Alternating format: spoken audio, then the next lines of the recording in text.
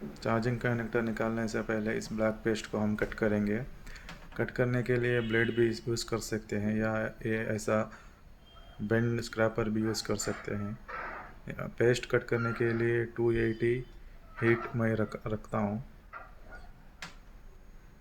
और आराम से ऐसा करके नीचे कुछ भी डैमेज नहीं होना चाहिए। और इसका इधर ऑलरेडी डैमेज था।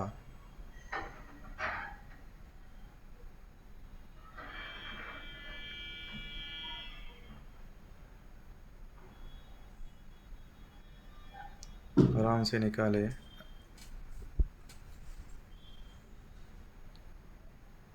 अभी थोड़ा फ्लक्स डाल के, फ्लक्स डालना ज़रूरी नहीं है, फ्लक्स डाल भी सकते हैं। अभी थोड़ा ज़्यादा हीट 320 330 ऐसा रख के आराम से, जब भी आपको लगेगा कि उसके लेग्स हीट हुआ है तभी आराम से निकालेंगे।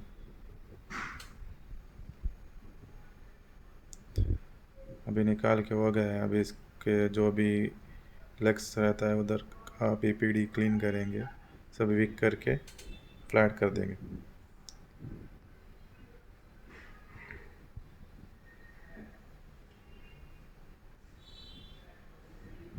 सब फ्लैट हो चुका है।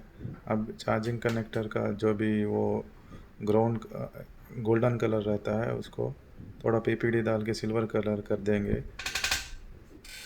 इस वजह से क्या होएगा कि वो बराबर से जल्दी बोर्ड में चिपकेगा।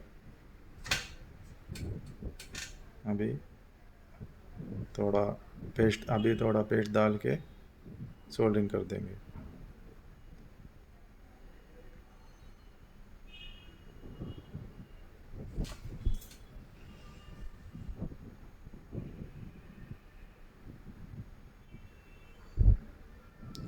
मैं थोड़ा ट्विज़र से ऊपर पकड़ रहा हूँ क्योंकि ऐसा करने से उसको थोड़ा सपोर्ट मिलता है। ऐसे ही पूरे लेग आराम से सोल्डिंग करेंगे। सोल्डिंग हुआ। अभी ये जो 4 लेग है सपोर्ट के लिए उसको भी सोल्डिंग कर देंगे।